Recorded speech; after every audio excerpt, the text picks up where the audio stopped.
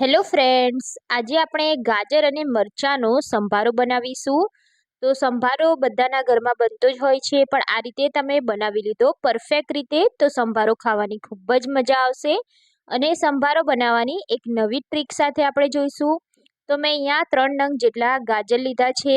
ગાજરને ધોઈને લેવાના અને ગાજરની પસંદગી આ રીતના લાલ હોય એવી કરવાની. સાથે મેં 2 મોટા મરચાં લીધા છે અને 2 તીખા મરચાં લીધા છે. એક મોળું મરચું લીધું છે. તો આપણે ગાજર અને મરચાંનો સંભારો કરીશું. તો હવે આપણે ગાજરને છીણવાના છે. તો આ રીતે કોઈ પણ તમારી પાસે ખમણી હોય એનાથી તમારે તેને ખમણી લેવાના. મોટું ખમણ હોય તો તમારે મોટા ખમણીથી ખમણ કરી લેવાનું. તો આપણે બધા જ ગાજરને આ રીતે ખમણી લઈશું અને જે બીચ વચ્ચેવાળો ભાગ હોય છે પીચનો એ કાઢી લેવાનો છે. તો આપણે ગાજર અને મરચાંને કટ કરી લીધા છે. હવે આપણે સંભારા માટે વઘાર કરીશું. વઘાર કરવા આપણે 3 ચમચી તેલ એડ કરીશું. સંભારામાં તેલનું પ્રમાણ થોડું વધારે રાખવાનું અને એમાં રાઈ નાખવાની 1 ચમચી. રાઈને સરસ એવી ફૂટવા દેવાની. રાઈ ફૂટે એટલે હિંગ એડ કરીશું અને પછી મીઠા લીમડાના પાન એડ કરવાના છે. સાથે આપણે એમાં તેલમાં જ હળદર એડ કરવાની, જેથી સંભારામાં હળદરનો ખૂબ જ સરસ એવો ફ્લેવર આવે. લીલા મરચાં જે તીખા હતા એ આપણે તેલમાં એડ કરી દેવાના છે અને સરસ રીતે મિક્સ કરી લેવાનું છે. તો અહીંયા મરચાં સરસ મજાના સતળાઈ ગયા છે. હવે આપણે જે મરચાં અને ગાજરને ખમણીને રાખ્યા છે તે બધું જ આપણે આમાં એડ કરી દેવાનું છે.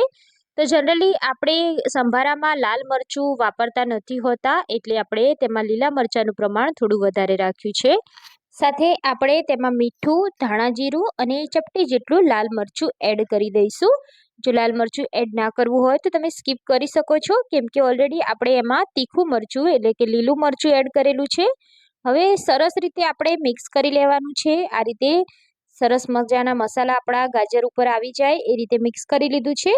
હવે આપણે સંભારાને થોડીક વાર માટે થવા દેવાનું છે. તો 50% કૂક કરવાનું છે, એટલે આપણે ઢાંકણ ઢાંકી તેને કૂક કરી લઈશું. તો વધારે કૂક નથી કરવાનું. જો વધારે કૂક કરશો તો ગાજરનું શાક બની જશે. અચકચરો રહે એ રીતે આપણે તેને કૂક કરીશું. તો ફક્ત 3 થી 4 જ મિનિટમાં આપણો સંભારો સરસ મજાનો ચડી ગયો છે. એને ચડતા 3 મિનિટ જેટલો સમય લાગ્યો છે અને એને આપણે હાઈ ફ્લેમ પર જ કૂક કરીશું, જેથી એ ક્રિસ્પી રહે અને ખાવામાં ખૂબ જ ટેસ્ટી લાગશે. તો અહીંયા આપણો સંભારો બનીને તૈયાર છે. એને આપણે ઉપરથી લીલા ધાણા એડ કરી દઈશું અને ગરમા ગરમ સંભારાને સર્વ કરીશું. આ સંભારાને તમે બાજરીના રોટલા સાથે કે પછી જમવામાં સાઈડમાં પણ તમે આ સંભારો ખાઈ શકો છો. આ એકવાર બનાવી લેશો આ રીતે તો તમારો સંભારો એટલો ટેસ્ટી બનશે કે શાકની પણ જરૂર નહીં પડે. તો અહીંયા તમારે લાસ્ટમાં ગાજર કૂક થયા છે કે નહીં એ ચેક કરી લેવું. ગાજર આ રીતે તૂટે એટલે સમજી લેવું કે ગાજર આપણા ચડી ગયા છે. તો હવે આપણે સંભારાને સર્વ કરીશું. તો ફ્રેન્ડ્સ, શિયાળામાં લીલા ગાજર આવતા જ હોય છે, તો તમે પણ ફ્રેન્ડ્સ આ રીતનો ટેસ્ટી એવો ગાજરનો સંભારો બનાવી અને તમારા પરિવારને સરસ મજાનો સંભારો ખવડાવો. તો ફ્રેન્ડ્સ, આ રેસીપી તમને કેવી લાગી એ મને કમેન્ટ કરી અને જરૂરથી બતાવજો. રેસીપી પસંદ આવી હોય તો તમારા ફ્રેન્ડ્સ અને ફેમિલી સાથે શેર જરૂરથી કરી દેજો.